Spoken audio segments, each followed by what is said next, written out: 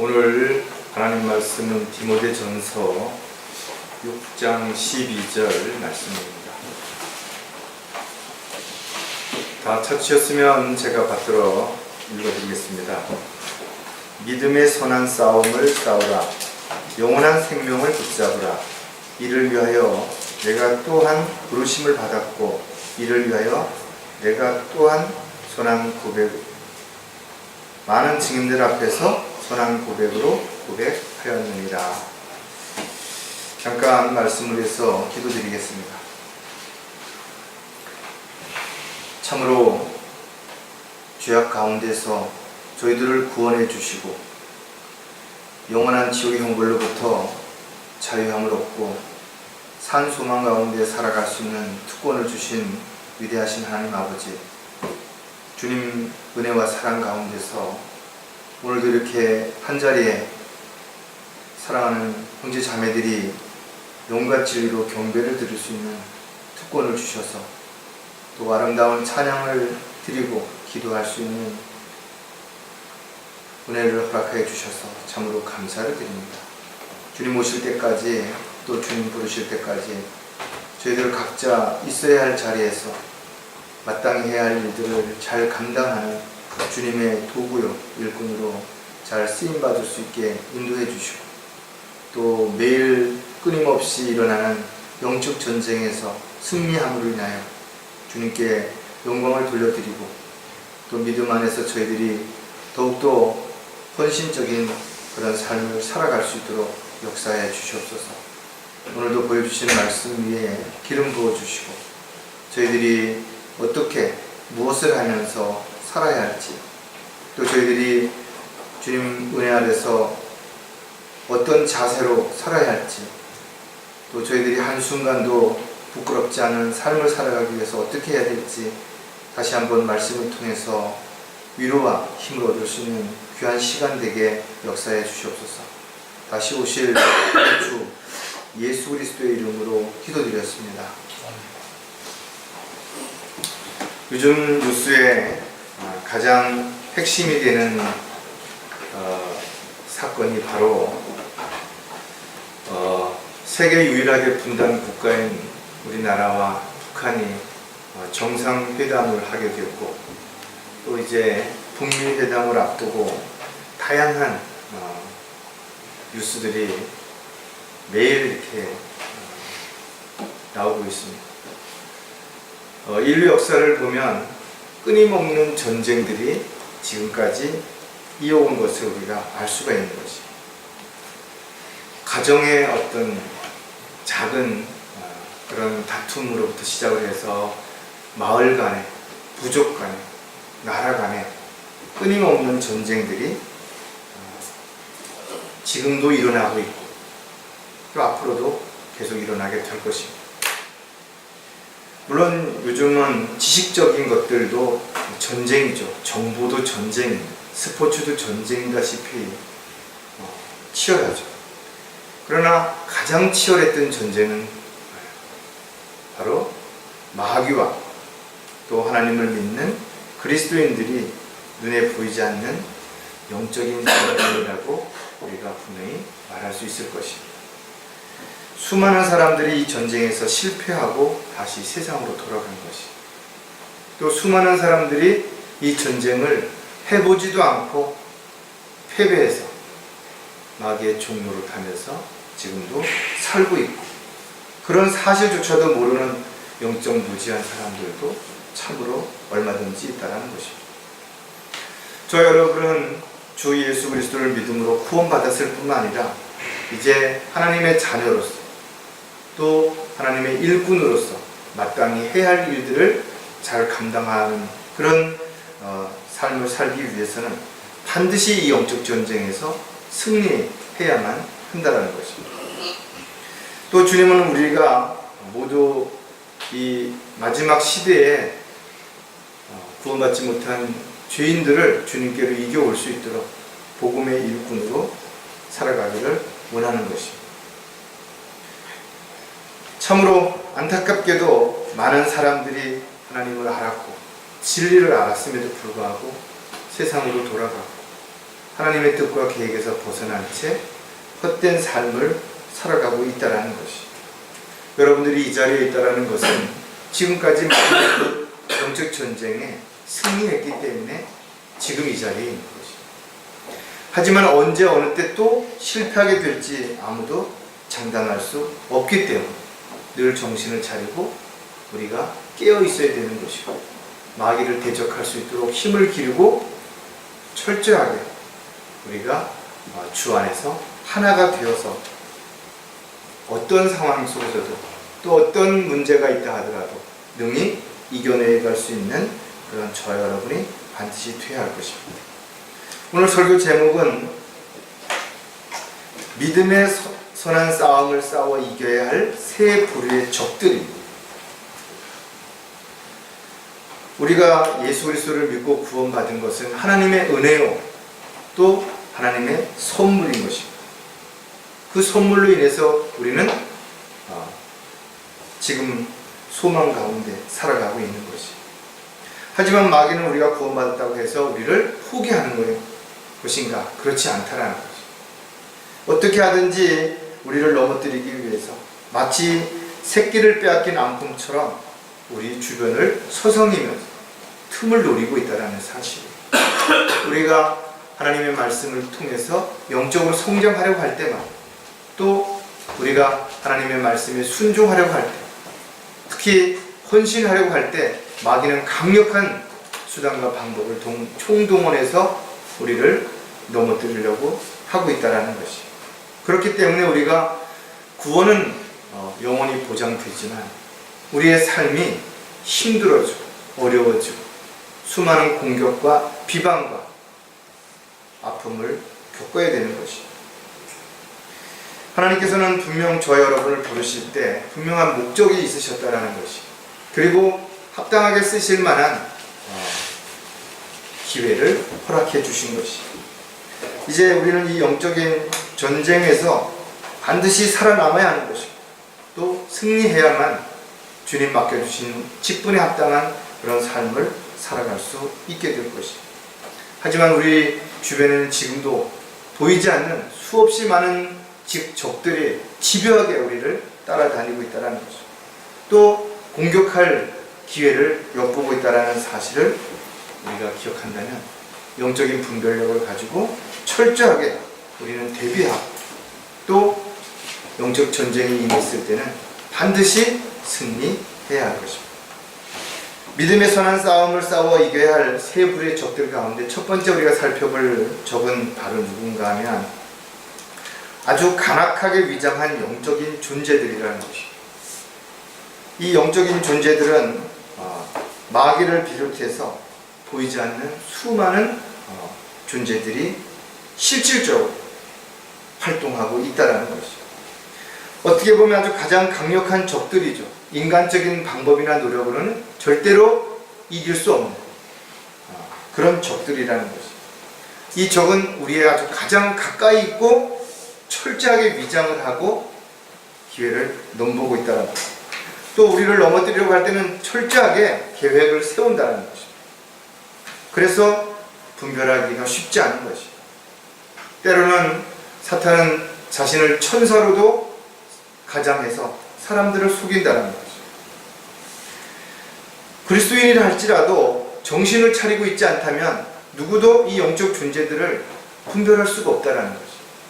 그래서 베드로는 우리에게 이렇게 보면 정신을 차리고 깨어있으라. 이는 너의 대적 마귀가 울부짖는 사자처럼 삼킬 자를 찾아 두루 다니기 때문에.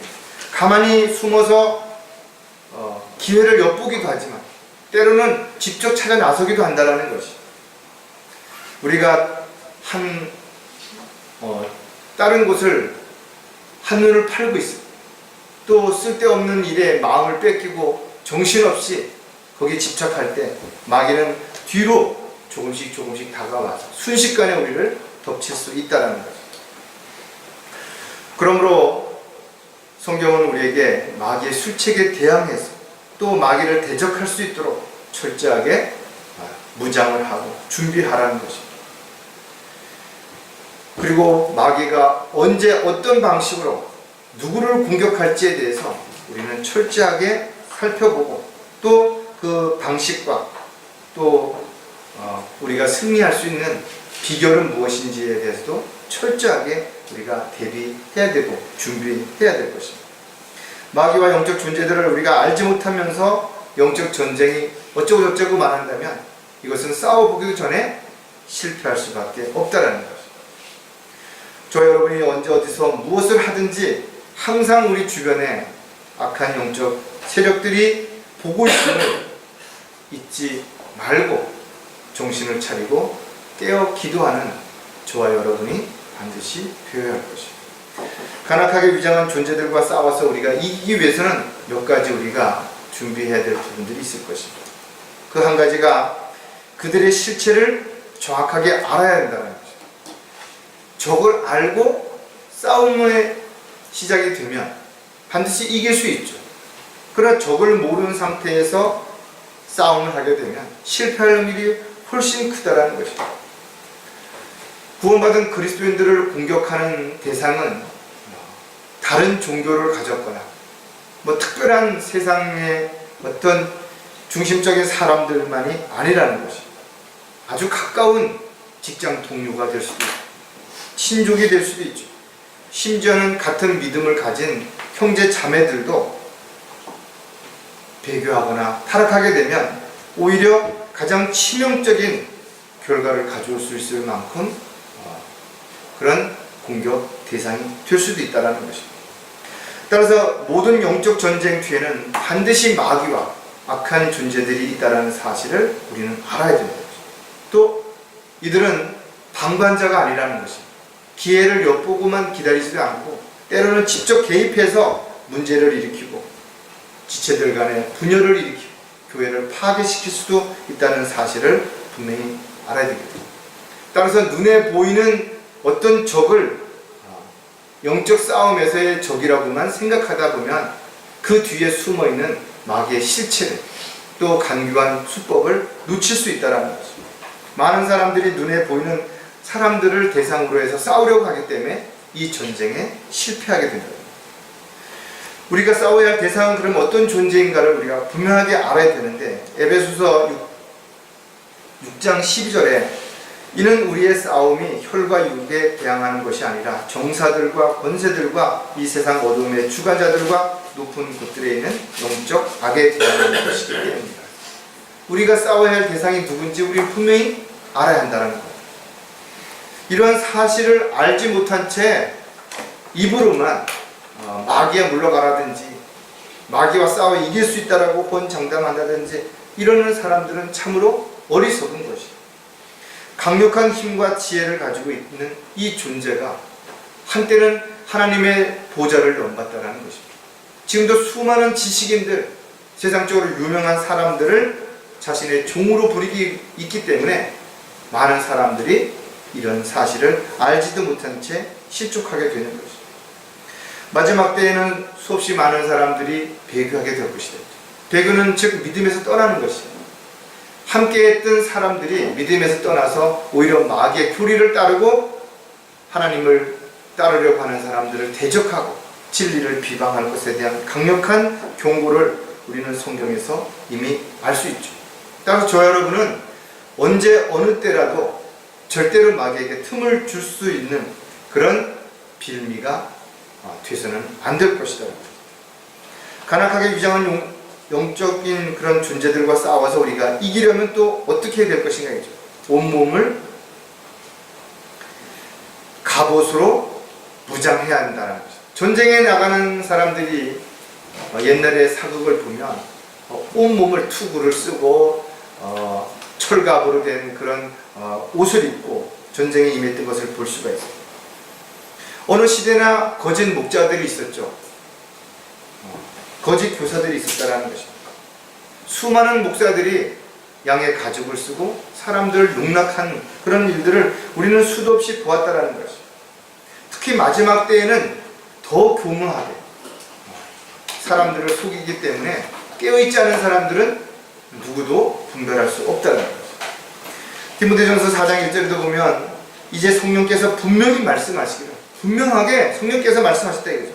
마지막 때 어떤 자들이 믿음에서 떠나 미혹하는 영들과 마귀들의 교리를 따르게 됩니다. 세상적인 사람들은 마귀가 뭔지도, 마귀 교리가 뭔지도 모르죠.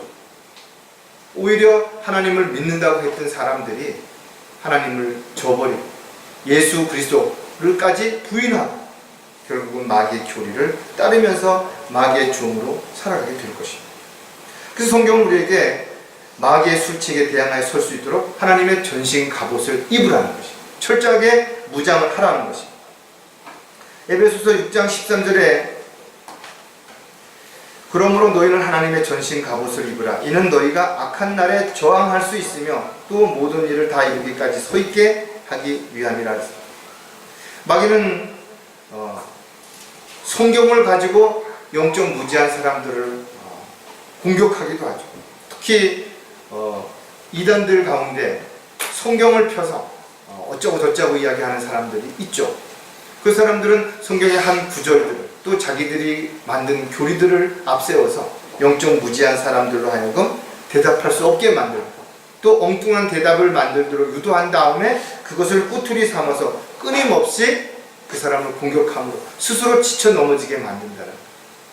뱀이 이브에게 다가왔을 때도 동일하게 그렇게 했다 이렇게.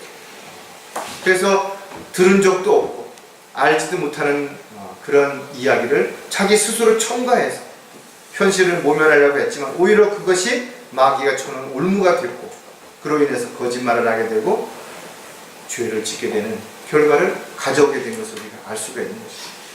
마귀는 끊임없이 우리 안에 남아있는 옛 성품들을 끄집어내 욕구를 부추겨서 우리가 자만하게 만들고 교만하게 만들 뿐만 아니라 하나님을 대적하게 만들고 하나님의 말씀을 의심하게 만들고 하나님의 뜻과 계획을 스스로 벗어나게 만든다는 것을 우리가 반드시 알아야 될 것입니다.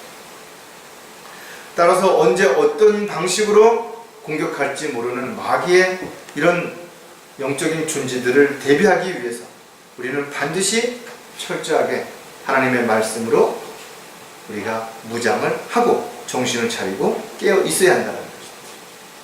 또 한 가지 간악하게 위장한 존재들과 싸워서 이기려면 위장술에 속지 않도록 분별력이 있어야 한다는 것입니다.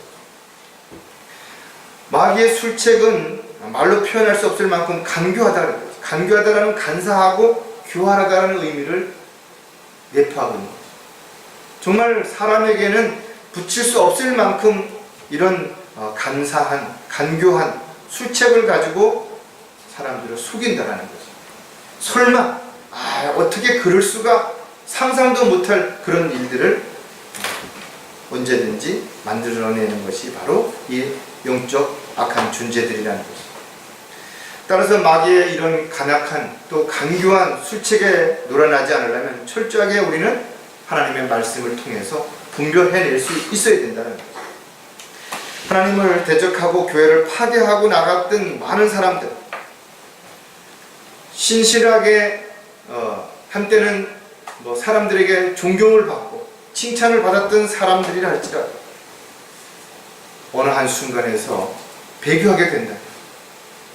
얼마든지 하나님을 대적하는 앞잡이가 될 수도 있고 마귀의 종이 되어서 수많은 사람을 넘어뜨리게 할 수도 있다는 사실도 우리는 반드시 기억해야 된다.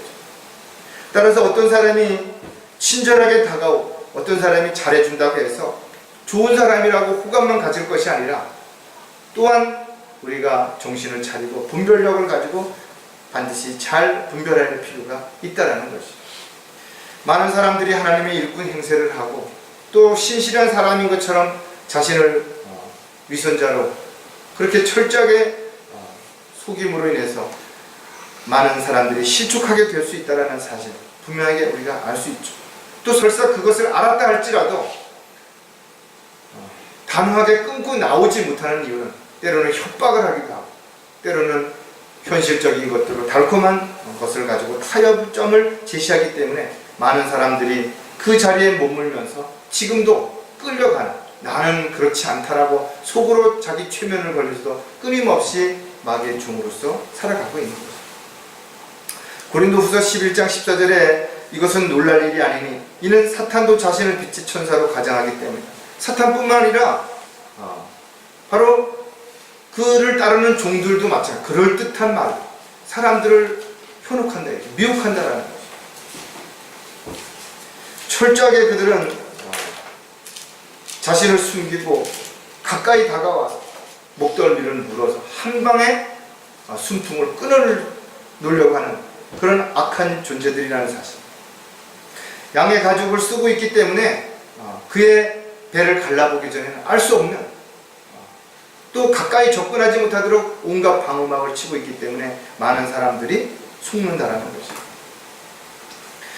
고린도후서 11장 15절에서도 그러므로 사탄의 종들이 의의 종으로 가정한다 하더라도 큰일이 아니니라. 그들의 종말은 그들의 행위대로 될 것이다. 오늘날 얼마나 많은 가짜 목사들이, 얼마나 많은 가짜 학자들이 있냐. 사람들이 속고 있다는 것입니다. 마지막 때에는 악한 자들이 어떻게 하든지 교회 안에 들어와서 신실한 형제 자매들을 넘어뜨리기 위해서 성도들 간에 이간질시키고 의심하게 만들고 또 파벌을 만들어서 교회를 파괴시키려고 할 것이다. 수많은 성도들을 실족시키려고 할 것이다. 그들의 위장수를 우리는 육신적인 눈이 아니라 영적인 눈을 가지고 잘 분별해내지 않는다면 얼마든지 속을 수 있고 이 영적 전쟁에서 실패할 수 있다는 것을 우리가 반드시 기억해야 될 것이죠. 두 번째, 믿음의 선한 싸움을 싸우고 이겨야 할 반드시 한 부류가 또 있는데, 외부로부터 오는 세상의 유혹들이라는 것입니다. 영적인 존재들을 우리가 살피고 대비한다 할지라도 여전히 저와 여러분이 이 세상에 육신을 입고 살아가고 있기 때문에 많은 것들이 필요하죠. 따라서 마귀는 다양한 세상에 있는 것들을 가지고 우리를 유혹한다는 것이죠. 영적으로 잘 성장했다 할지라도 우리 안에 있는 욕심을 버리지 못하는, 철저하게 자신을 부인하고 십자가를 지려고 하지 않는다고 한다면 오히려 고난을 피하려고 하고 자신에게는 어떤 고난도 없었으면 좋겠다라고 생각한다면 우리는 한순간에 마귀에게 미혹당할 수 있다는 사실. 예수님께서도 제자들에게 세상이 너희를 미워할 것이라고 분명히 말씀하셨다. 또 너희는 세상에 속한 자가 아니라고 분명히 가르쳐 주신 것이죠.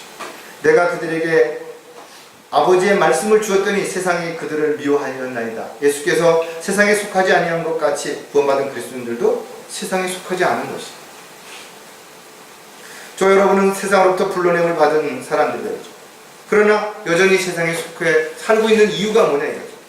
이 세상에서 해야 할 일이 있기 때문에 그 일은 바로 죄인들을 주님께로 이겨오는 것이죠. 즉 복음을 전하는 귀한 사역을 우리가 모두 감당해야 될 것이다. 세상은 점점 더 죄악으로 가득 차올 것입니다. 주님께서 심판하실 때가 가까이 왔다라는 사실을 우리 어떻게 알고 있는 것인가. 과거에 심판이 일어나기 전의 모습이 지금 너무나 분명하게 증거로 드러나고 있고, 이것을 보는 사람들은 마지막 때가 가까이 오는 것을 충분히 알 수 있다고 성경은 분명하게 가르쳐주고 있다는 것이. 갈수록 세상은 더 많은 것들로 그리스도인들을 유혹할 것이다.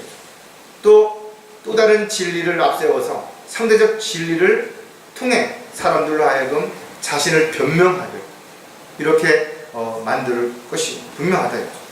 그래서 우리는 끝까지 말씀이 아닌 다른 그 어떤 것을 의지한다든지 신뢰해서는 안 된다는 거죠. 자, 외부로부터 오는 세상의 유혹들을 이기려면 또 우리가 어떻게 될 것인가. 세상 제도와 풍조를 따르지 말아야 한다는 거죠. 성경은 분명 이 세상을 관장하는 것은 사탄이라고 기록하고 있죠. 흔히 세상의 많은 종교들이 조물주라고 말하는 것, 다양한 종교에서 신으로 불려지는 이 이름을 우리는 한 번쯤 심각하게 숙고해 봐야 되는 거죠. 마귀는 이 세상의 주관자이며 세상 제도를 관장합니다. 그들 가운데 이 세상의 신이 믿지 않는 자들의 마음을 어둡게 하고 하나님의 형상이신 그리스도의 영광스러운 복음의 광채가 그들에게 비치지 못하게 하는, 분명 이 세상의 신이라고 기록하고 있다. 이 세상의 신인 사탄은 공중 권세의 통치자라고도 성경이 기록하고 있는 거죠. 따라서 세상 풍조와 제도를 따르게 된다면 자연스럽게 어느 순간부터 마귀의 통치 아래 들어가서 마귀의 종으로 살아가고 있다는 거죠. 에베소서 2장 2절에도 보면 전에는 너희가 그것들 가운데서 이 세상의 풍조를 따르고 공중 권세의 통치자 곧 지금의 불순종의 자녀들 안에서 역사하는 영을 따라 행하였어요. 지금도 구원받지 않은 사람들이 자신이 원하든 원치 않든 간에 이렇게 마귀의 종으로 살아가고 있다는 거죠. 마귀는 어두움의 모든 권세를 가지고 있죠. 그래서 골로새서 1장 13절에 보니까 그분께서 우리를 흑암의 권세로부터 구하여 내셔서 그분의 사랑하는 아들의 나라로 옮겨주셨다 그랬어요. 저와 여러분이 왜 죽음의 권세를 가진 자들로부터 두려워하지 않고 자유할 수 있는 것인가 이거죠. 죽음을 이기신, 죽었다가 다시 부활하신 주님을 믿고 우리도 그 부활의 소망을 가지고 살아가기 때문에 가능한 것이에요. 따라서 우리가 살아가는 동안 끊임없이 마귀는 다양한 방법으로 우리를 유혹하려고 할 것이다. 세상 제도와 풍조를 앞세워서 다른 사람들도 다 그렇게 한다라는, 세상이 변했다라는 이렇게 이야기하면서 우리를 적절하게 이 세상과 타협하면서 양다리를 거치면서 살아가게끔 하려고 할 것이다. 그러나 우리가 한 발을 내딛는 순간 우리는 이미 올무에 걸리는 거죠. 한 발이 걸렸다고 해서 그 발을 잘라내지 않는다면 절대로 그 올무에서 빠져나오지 못하는 것이죠. 수많은 사람들이 한 번쯤, 이번 한 번쯤 아니라 그 한 번쯤으로 인해서 그 발목이 잡혀서 빠져나오지 못하는 사람들이 얼마나 많이 있는 것인가요? 저 여러분은 분명히 이 세상에 살고 있지만 세상에 속한 자가 아니라는 사실을 잊어서는 안 되는 것입니다. 외부로부터 오는 세상의 유혹들을 이기려면 세상도 세상에 있는 것들도 사랑하지 말아야 한다는 거죠. 사도 요한이 왜 이런 말씀을 기록해 놓았을까요? 세상에는 사랑할 만한, 또 사랑하고 싶은 것들이 너무나 많다라는 것입니다. 하지만 우리가 조금만 더 하나님의 말씀을 묵상해 보면 결코 이 세상은 그리스도인들이 살만한 곳이 못 된다라는 사실에 대해서 동감하게 될 것입니다. 세상은 온갖 권무와 술수가 난무하고 온갖 죄악으로 인해 무질서하다. 여러분이 정치들을 한번 보라. 정치가 바뀌면 뭐가 달라지고 뭔가 달라질 거겠죠. 그러나 똑같은 일들이 시간이 지나면 또 반복되고 또 새로운 것들이 끊임없이 드러나고 있다는 것입니다. 자신들이 유익을 위해서라면 그들은 수단과 방법을 가리지 않는, 누구하고도 손을 잡을 수 있다 이거죠. 언제 그랬냐는 듯이 어제의 동지가 오늘은 적이 되는 것이고 오늘의 동지가 내일은 적이 되는 이런 시대에 우리가 살고 있다는 것입니다. 성경은 따라서 세상을 사랑하면 하나님의 원수가 된다는 것입니다. 그 이유는 간단한 것입니다. 세상과 하나님을 동시에 사랑할 수 없기 때문에 그런 것입니다. 그래서 요한일서 2장 15절의 말씀을 우리가 다시 한번 생각을 해보자 이거죠. 세상도 세상에 있는 것들도 사랑하지 말라. 누구든지 세상을 사랑하면 아버지의 사랑함이 그 안에 있지 아니하니. 하나님의 사랑이 식어지면 세상에 있는 것들이 아름다워 보이는 것이, 커 보이는 것이, 소망을 갖게 만들자는 것이. 세상에 있는 것들은 우리의 육신의 정욕들을 끄집어낸다. 안목의 정욕들을 다시 불이듯이 일어나게 하는 것입니다. 그래서 결국은 교만해지고 자만해서 생애 자랑을 하려고 하는 결과를 가져오게 됩니다. 저 여러분이 이 세상에서 아무리 성실하게 열심히 산다 하더라도 세상 사람들이 그것을 인정해 주지 않는 것입니다. 하지만 우리가 그렇게 살아야 하는 이유는 언제 그들에게 변화가 일어날지 알 수 없기 때문에 우리가 한 모든 행동들이 그들을 변화시킬 수 있는 놀라운 결과를 가져올 수도 있다는 사실을 우리가 알기 때문에 우리는 참고 또 참는 것입니다. 하나님의 종으로 일꾼으로 그리고 그리스도의 군사로 우리가 살기 위해서는 철저하게 자신을 부인하고 십자가를 져야 된다는 것입니다. 이것을 하기 위해서 우리는 세상도 세상에 있는 것들도 사랑하지 말아야 하는 것입니다.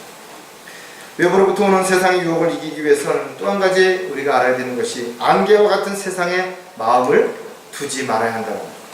야고보가 이야기하는 것처럼 순간 눈 깜짝할 사이에 사라지는 안개와 같다라는 것입니다. 어떻게 보면 순식간에 모든 것이 끝나는 것입니다.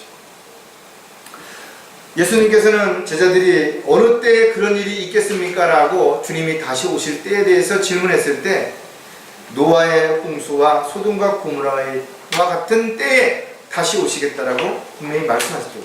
즉 심판에 대한 부분에 대한 또 다른 예표로 제시되고 있다는 것이죠. 여러분들이 성경을 읽어보면 마지막 때 어떤 징조들이 일어날 것을 알 수 있을 것입니다. 또 그 징조가 일어나기 전에 분명히 경고가 주어졌음을 우리는 심판에 앞서서 다양한 사건을 통해서 알 수 있다는 것이죠. 저와 지금 살고 있는 이 세상은 사람들은 점점 더 살기 좋은 세상으로 변하고 있다고 생각한다 이거죠. 그러나 성경은 분명 어느 한 시점이 되게 되면 우리가 살고 있는 이 세상도 심판을 받고 불타서 모두 없어질 것입니다. 그러나 현재 있는 하늘들과 땅은 그 동일한 말씀으로 보존되어 있으되 경건치 않은 자들의 심판과 멸망의 날에 불사르려고 간수되어진 것이야. 주님이 지금은 보호하고 계시죠. 주님의 손으로 만드신 이 우주를 주님께서 운행하고 계신다 이거죠. 그러나 어느 한 순간이 오게 되면 이 세상의 모든 것들은 다 불타 없어지고 주님은 새로 새 하늘과 새 땅과 새 예루살렘을 주시어서 주님을 믿고 찬양하는 사람들이 살 수 있는 터전을 마련해 주실 것입니다. 따라서 세상이 어떻게 변한다 하더라도 분명 우리는 이 세상에서 잠깐 보이다가 사라지는 안개와 같은 삶을 살고 있다는 사실을 잊어서는 안 되는 거죠. 따라서 우리는 가장 물질적으로 풍족했던 그런 항구 도시인 고린도, 육신적인 교회를 예표하는 그 교회의 사도 바울이 고면한 말씀 가운데 고린도전서 15장 19절을 우리는 꼭 기억해야 된다. 만일 그리스도 안에서 우리가 바라는 것이 오직 이생뿐이라면 우리는 모든 사람 가운데서 가장 비참한 사람이에요. 구원받은 그리스도인들이 이 세상에서 세상 사람들처럼 세상에 뭔가를 기대하고 살아가고 있다면 가장 비참하다는 거예요. 왜냐하면 더 좋은 것, 더 가치 있는 것, 더 귀중한 것이 무엇인지를 알았음에도 불구하고 그것을 외면한 채 세상에 있는 것들에 마음을 뺏긴 채 살아가기 때문에 그렇다라는 거죠. 또 베드로는 나그네 시절을 두려움 가운데 지내라는 것이 지금 우리에게 주어진 삶을 내 마음대로 내 생각대로 내가 하고 싶은 대로 살 수 없다라는 것이. 왜냐하면 우리는 곧 주님을 만나게 될 것이고 주님을 만난 이후에는 우리가 어떻게 사는 것인가에 대한 심판이 우리에게 주어질 것이다. 따라서 그리스도의 심판 속에는 삶과 유업만 있는 것이 아니죠. 오히려 여기에는 수치와 부끄러움을 당하는 사람들도 있다는 사실들을 분명히 기억한다면 지금 저와 여러분이 자신에게 주어진 시간들을 이 세상을 사는 동안 어떻게 무엇을 하면서 살아야 될 것인가에 대한 해답은 굳이 설명하지 않아도 우리는 모두 다 알고 있고 또 반드시 그렇게 살아야 될 것입니다. 자, 마지막으로 믿음의 선한 싸움을 싸워 이겨야 할 또 한 부류는 다른 부류가 아니라 바로 내적인 갈등이 자신에게서 일어나고 있기 때문에 내 몸 안에서 일어나는 내적인 갈등이라는 것이죠. 많은 사람들이 자신과 가장 많이 타협하고 또 자신에게 가장 많이 속죠. 왜 그런 것인가? 자신을 잘한다고 착각하기 때문에 그런 것이죠. 사실은 자신을 잘 모르죠. 수시로 자신이 변한다는 것이죠. 때로는 자신을 과대평가해서 나는 대단한 사람이라고 착각하기도 하죠. 나는 뭐 믿음이 좋다든지 나는 어떤 고난이 와도 흔들리지 않는다든지 나는 다른 사람들이 다 믿음을 저버리고 나는 끝까지 남을 것이라고 호언장담하지만 그러나 한순간에 빵 한 조각에서도 얼마든지 믿음을 저버릴 수 있는 것이 사람이라는 거예요. 또 반대로 자격지심 때문에 나는 누구보다 뭐가 못하고 나는 가진 것도 없고 배운 것도 없고 힘도 약하고 뭐 나이도 많고 뭐고 어쩌고 그래서 스스로 자신을 나약하게 만듦으로 인해서 싸워보지도 못하고 패배를 인정하는 어리석은 삶을 사는 사람들도 얼마든지 있을 수 있다. 많은 사람들이 자신과의 싸움으로 인해서 갈등함으로 인해서 심지어는 외부에 적하고는 한 번도 싸워보지도 못하고 패배한 그런 사람들도 얼마든지 있을 수 있다. 솔로몬은 자신의 마음을 잘 지키라고 했죠. 왜냐하면 삶의 모든 문제들이 거기서부터 비롯되기 때문에. 즉, 내 안에서 일어나는 갈등은 나로 하여금 그 자리에 주저앉게 만들거나 아니면 도피하게 만들거나 외면하게 만들 수도 있다는 것이죠. 사람들이 뭐 마음을 비운다라는 말을 잘한다.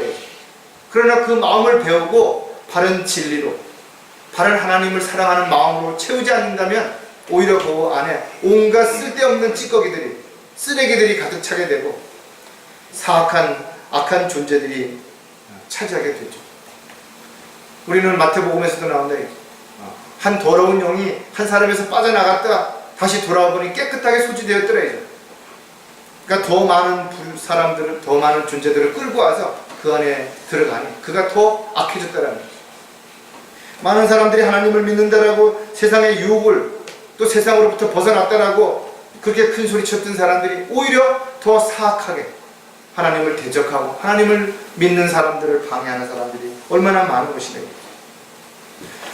저와 여러분은 철저하게 자신을 부인하면서 자신을 죽은 것으로 여기지 않으면 끊임없이 옛성품이 드러날 수 있다는 사실을 꼭 기억해야 할 것입니다.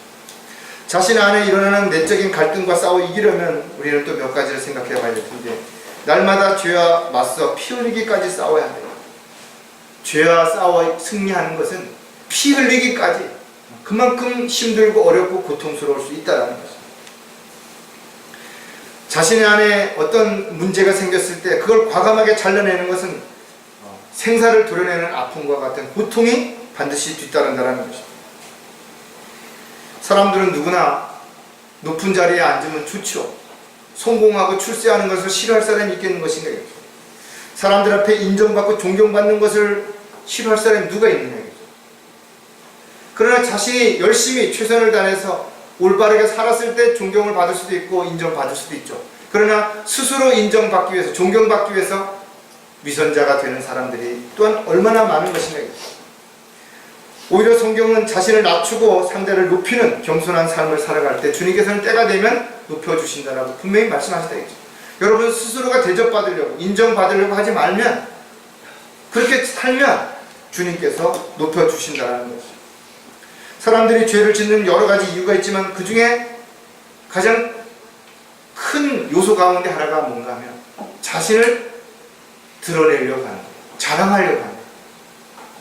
사람들 앞에 대접받으려고 하는 거예요. 이런 것 때문에 결국은 없는 것을 있는 척, 한 것을 안 한 것처럼 자신의 성품을, 악한 성품을 감추고 사람들 앞에서는 아주 무슨 대단히 선한 사람인 것처럼 위장하는 사람들이 얼마든지 있다라는 것이죠. 사도 바울이 오직 주님께서 맡겨주신 사역을 위해서 그는 이렇게 고백했다. 나는 매일 죽노라. 자신이 살면 자신의 육신이 드러나는 것이죠. 자신의 육신이 드러나면 결국은 죄를 지을 수밖에 없다라는 것이죠. 고린도전서 15장 31절에 내가 그리스도 예수 우리 주 안에서 지니고 있는 너의 자랑으로서 단언하노니 나는 매일 죽노라. 단언했다죠. 한마디로 말해서 자신이 죽어야 자신을 통해서 주님이 높임을 받으시고 주님이 드러나는 것이죠. 자신이 살면 육신적인 삶을 살게 되죠. 영적인 삶을 살 수가 없게 되는 것이죠. 자신이 죽지 않고 살아있으면 날마다 내 안에서 사도 바울의 고백처럼 끊임없는 싸움이 일어나게 되는 것이고 결국은 갈등하게 되는 것이죠. 죄에 대해 죽은 사람은 더 이상 죄에 대해서 반응할 수 없죠. 그래서 철저하게 자신이 죄에 대해서는 죽은 것으로 여기고 주님께만 산 자로 여기는 사람들, 그런 사람들은 갈등하지 않습니다. 그래서 그런 신실한 형제 자매들은 우선순위가 분명한 것이죠. 자신 안에 일어나는 내적인 갈등과 싸워 이기려면 또 한 가지 우리가 생각해 볼 것이 욕심에 끌려 유혹을 받지 않도록 해야 한다는 것입니다. 일단 욕심을 갖게 되면 유혹을 받을 수밖에 없게 되는 거죠. 갖고 싶은데 나는 아무것도 없어요. 누가 준다 그래요. 그러면 어떻게 해요? 자신도 모르게 관심이 가게 되죠.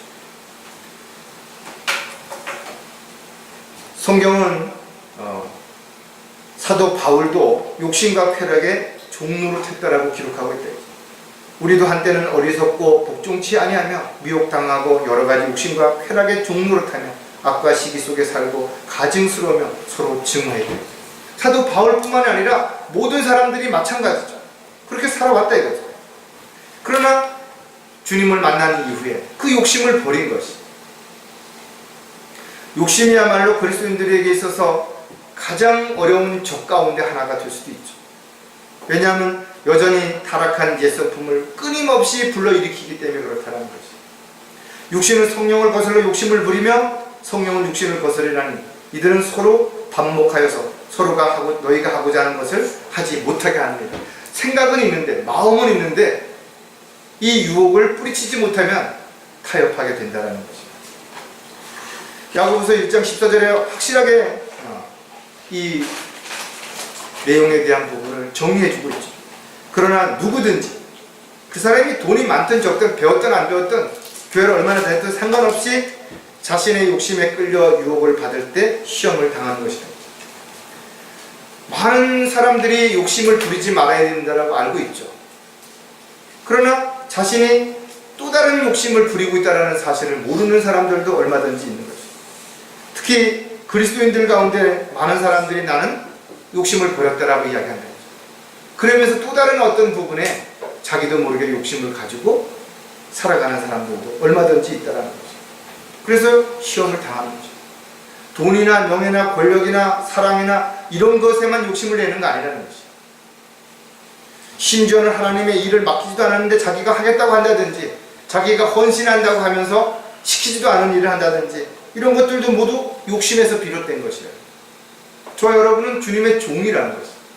종은 자신의 권리를 주장하는 것이 아니라 주님께서 시키는 것을 그냥 순종하면서 따라하면 되는 거죠. 늘 우리가 이야기하는 것처럼 이스라엘 백성들이 광야에서 걱정할 필요가 없었다 이거죠. 어디로 가야 될지, 언제 가야 될지. 왜냐하면 낮에는 구름 기둥으로, 밤에는 불 기둥으로 인도하셨던 것처럼. 그러나 때로는 하루가 지나도, 한 달이 지나도, 심지어는 1년이 지나도 움직이지 않을 때도 있었다는 거예요. 기다림이 필요할 때가 있죠. 그러나 갑작스럽게 한밤중에도 불기둥이 움직이면 움직여야 된다 이죠. 우리는 주님의 종이라는 것이. 즉 주님께서 요구하시는 것을 우리가 알아야 하고, 알았으면 순종하면 된다는 것이. 그러면 주님께서는 종이 필요할 때 무엇이든지 그것을 채워주시고 또 돌봐주시고 보호해주시고 이끌어주십니다. 절대 주님은 우리를 떠나지 않으신다 이거죠.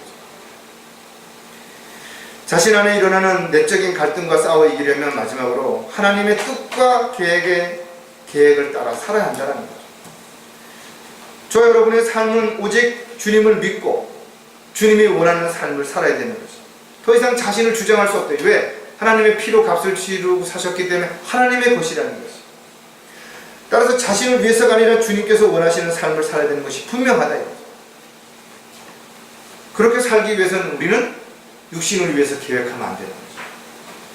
주님께서 우리에게 필요한 것을 주시고 물질을 주시고 시간을 주시고 건강을 주신다 이거죠.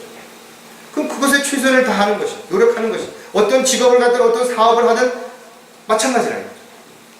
주님이 허락하신다 그러면 주님께서 돌봐주시고 이끌어 주실 것이다.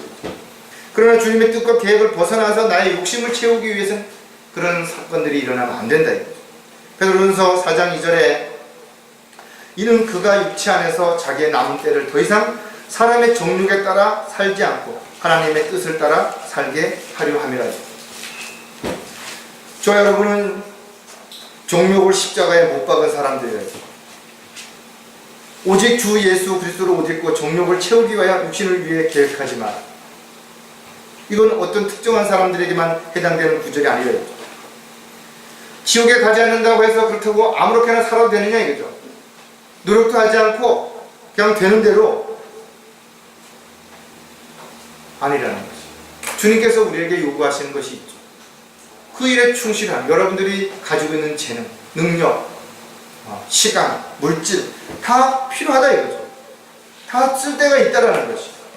그렇다면 정말 주님이 원하시고 기뻐하시는 삶을 위해서 우리가 그렇게 살고 있는 것인가에 대한 자신을 돌아볼 필요가 반드시 있다라는 것이. 우리는 주님 안에서 자유해야 되는 것이고 또 주님이 주신 것을 풍성히 잘 누리고 향유해야 되는 것이고 그리스도인들이 하는 모든 것들은 하나님의 원칙에 따라서 하나님이 원하시고 기뻐하시는 일들을 위해서 그 일에 최선을 다해야 할 것이다. 그렇다면 주님께서는 우리 안에 일어난 내적인 어떤 갈등도 잠잠하게 해주실 것이고 더 이상 우리가 이런 것으로 인해서 힘들거나 고통받지 않고 오히려 단호하게 뿌리치고 또 세상 유혹과 세상의 어려움으로부터 언제든지 주님의 은혜 아래서 보호받을 수 있게 되게 될 것이다. 내 안에 어떤 갈등이 일어날 때 먼저 여러분들은 하나님의 말씀을 붙잡고 그 갈등이 욕심으로부터 비롯된 것은 아닌지를 반드시 생각해 봐야 될 것입니다. 저 여러분은 주님 오실 때까지 반드시 믿음의 선한 싸움을 싸우고 달려갈 길을 맞춰야 한다 이거죠. 한 사람도 낙오하면 안 되는 거죠. 한 사람도 실족하면 안 된다. 한 사람도 벽길로 가면 안 된다 이거죠. 그러기 위해서는 끊임없이 일어나는 이 영적 전쟁에서 우리는 마귀와 악한 존재들뿐만 아니라 세상의 유혹들도 이겨야 될 것이지만 더 나아가서는 내 안에서 일어나는 어떤 갈등도 우선순위를 통해서 하나님의 말씀을 근거로 한 잣대로 인해서 분명하게 여러분들이 분별하고 대적하고 이겨내갈 수 있는 그런 저와 여러분이 되시기를 주의 이름으로 부탁을 드리겠습니다. 기도하겠습니다. 하나님 아버지 참으로 감사를 드립니다. 저희들을 구원해 주시고 구원받은 이후에도 끊임없는 육신적인 갈등으로 인해서 방황하거나 딴 길로 갈 때도 많았지만 주님께서 그때마다 성령님을 통해서 저희들을 바른 길로 인도해 주시고 또 저희들이 이런 죄악으로부터의 울무를 잘라낼 수 있는 그런 용기와 믿음을 허락해 주셔서 참으로 감사를 드립니다. 저희들이 지금까지 잘 싸워 승리하고 이겨냈던 것처럼 주님 오실 때까지 또 주님 부르실 때까지 저희들 한 사람도 낙오하는 일이 없이 모두 승리할 수 있도록 정신을 차리고 깨어있는 저희들이 되도록 역사해 주시옵소서. 다시 오실 우리 주 예수 그리스도의 이름으로 기도드렸습니다.